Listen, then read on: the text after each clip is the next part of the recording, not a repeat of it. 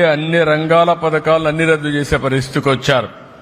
అంటే ఏదో ఒక 24,000 రూపాయలు మీకు ఇస్తే దాంతోనే మీ జీవితాలు బాగుపడిపోతాయని పెన్షన్ 3,000 ఇస్తున్నాం, ఇప్పుడు 4,000 ఇస్తున్నాం, కానీ నెలకు 2,000 ఇస్తే మీ జీవితాలు మారిపోతాయనుకోవడం ఏ విధంగా సబబోమని ఒక్కసారి ఆలోచించుకోవాల్సిన అవసరం ఉంది. అన్ని పథకాలను రద్దు చేశారు. అదే మరిగా సొంత మగ్గం ఉంటేనే చేనేత నేస్తామన్నారు.